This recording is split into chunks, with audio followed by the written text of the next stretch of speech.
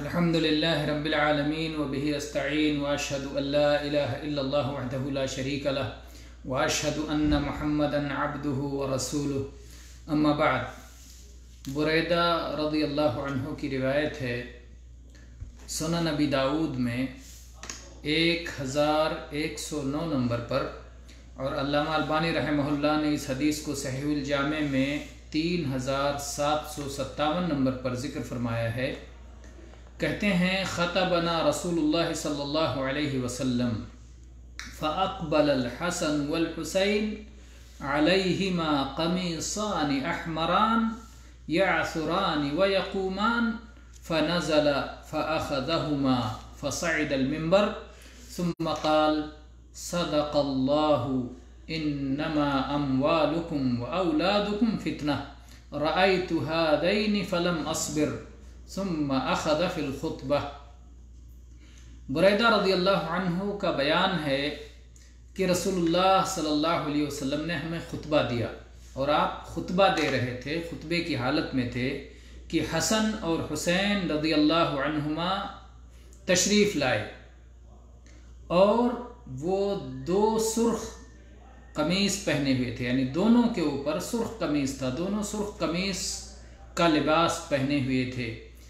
پھسلتے تھے، گرتے تھے، اٹھتے تھے، بچے تھے نا۔ یعثران و یقومان، چلتے تھے، گر پڑتے تھے، پھر اٹھتے تھے، پھر گر پڑتے تھے، پھر اٹھتے تھے۔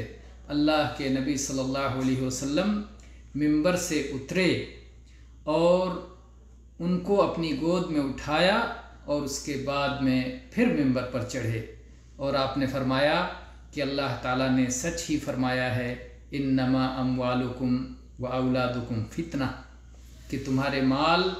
اور تمہاری اولاد تمہارے لیے آزمائش کا سبب ہیں، یہ امتحان بن جاتے ہیں انسان کے لیے، انسان کی پرکھ ان سے ہوتی ہے، تو بہرحال یہ ہمارے لیے آزمائش کا سبب ہیں۔ اللہ کے نبی صلی اللہ علیہ وسلم نے فرمایا کہ میں نے اپنے ان دو نونہالوں کو دیکھا تو میں صبر نہ کر سکا اس حالت میں، اور چنانچہ میں نے خطبہ ترک کر دیا، چھوڑ دیا، اس کے لیے منبر سے اترا اور انہیں اپنے آغوش میں لیا، انہیں اپنے گود میں اٹھایا، اور پھر اس کے بعد اللہ کے نبی صلی اللہ علیہ وسلم نے دوبارہ خطبہ دینا شروع کیا، پھر آپ خطبہ دینے لگے، تو خطبہ کو چھوڑ دیا اپنے بچوں کے لیے، تو گویا بچوں کی تربیت، بچوں کو پالنا، بچوں پر توجہ دینا، یہ نبی کریم صلی اللہ علیہ وسلم کی سنت ہے۔ بچوں کو اسلام نے جو حقوق دیے ہیں وہ کہیں آپ کو نہیں مل سکتا، کیونکہ اسلام اس اللہ کا دین ہے جس اللہ نے اس کائنات کو وجود بخشا ہے، اس کائنات کو جو چلا رہا ہے، اور اس کائنات کی ساری چیزیں جس کی ملکیت ہیں، جو پوری کائنات کا مالک ہے،